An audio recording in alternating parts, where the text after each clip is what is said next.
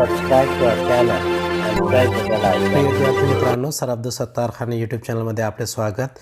10th Marathi question bank SCERT प्रश्नसंचमध्ये आपण प्रश्न चौथा प्रश्न क्रमांक 4 कथालेखन आज बघणार आहोत. कथालेखन पुढील मुद्द्याच्या आधारे कथा तयार करा व योग्य शीर्षक द्या. एक कोल्हा, भूक लागते, द्राक्षांची बाग, द्राक्षे खाण्याची इच्छा, द्राक्षे उंचावर, कोल्हा उड्या मारतो, द्राक्षे हाती येत नाही, शेवटी निराश, म्हणतो नाहीतरी आंबटच असावीत. दुसरा, एक कावडा, तोंडात एक मासा, झाडावर धूर्त कोल्हा, मासा मिळविण्याची इच्छा, कावड्याची स्तुती, आवाज सुरेल, कावड्याचे गाणे, मासा खाली पडणे, कोल्हा मासा घेऊन फरार. कोल्ह्याची द्राक्षे आंबट. एका रानात एक कोल्हा राहत होता. एके दिवशी त्याला खूप भूक लागते. तो रानात खायला शोधत असतो. 2 तास फिरल्यावरही खायला मिळत नाही. कोल्हा भुकेने बेचैन होतो. तो फिरत एका गावाजवळ येतो. एका घराजवळ त्याला द्राक्षांची मोठी बाग दिसते. ते पाहून त्याच्या तोंडाला पाणी सुटते. आता पोटभर द्राक्षे खाता येतील असे त्याला वाटते. तो मोठ्या खुशीत द्राक्षांच्या बागेत शिरतो. बागेत द्राक्षांच्या भरपूर वेली होत्या. प्रत्येक वेलीवर द्राक्षांचे घड होते. द्राक्षे बघून आता कोल्ह्याच्या पोटात भूक मावत नव्हती. त्याने द्राक्षे खाण्यासाठी उडी मारली. त्याची उडी द्राक्षांच्या घडापर्यंत पोहोचली नाही. कोल्ह्याने द्राक्षे मिळविण्यासाठी पुन्हा उड्या मारल्या. त्याचे पाय दुखू लागले.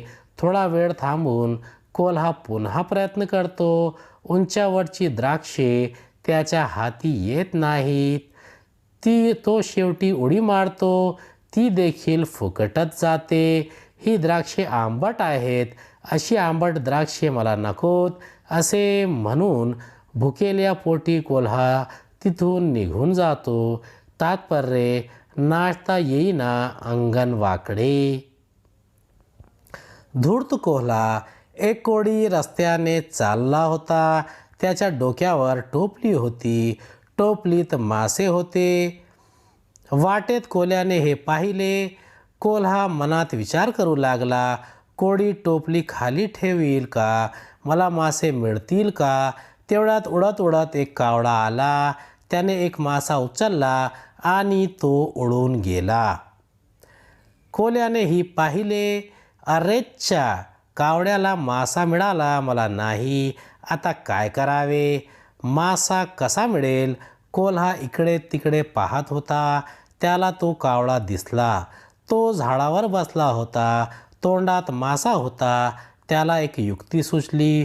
तो त्या झाडाखाली गेला. कोल्हा कावड्याला म्हणाला, कावडे दादा, किती दिवसांनी दिसतो आहेस? खूप दिवस झाले. तुझा तो सुरेल आवाज ऐकला नाही. एखादे गाणे म्हण ना. कावडा स्तुतीमुळे खुलला.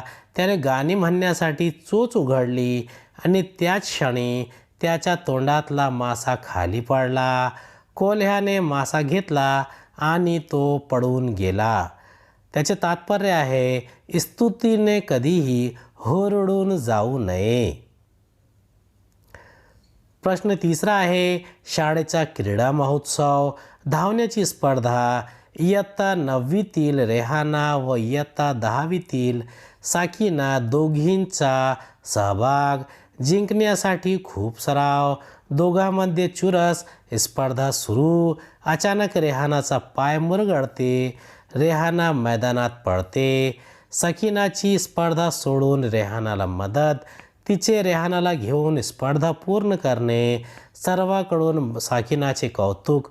स्पर्धेपेक्षा ईर्ष्येपेक्षा माणुसकी महत्त्वाची. चौथा प्रश्न आहे, 2 मांजरे. लोण्याचा गोळा. त्याचे समान भाग करणे. भांडण. झाडावरील माकडाचे येणे. तराजू आणणे. समान भाग करणे.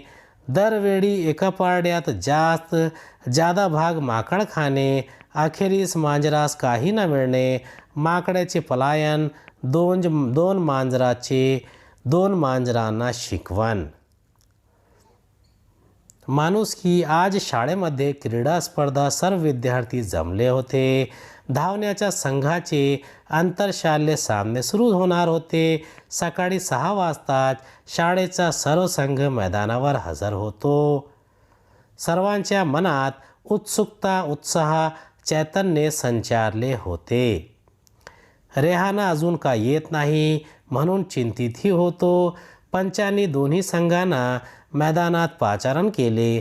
संघात कुजबूज सुरू झाली आणि तेवढ्यात धापा टाकत रेहाना मैदानावर आली आणि सर्व खेळाडू रेहानाला उशिरा येण्याचे कारण विचारू लागले.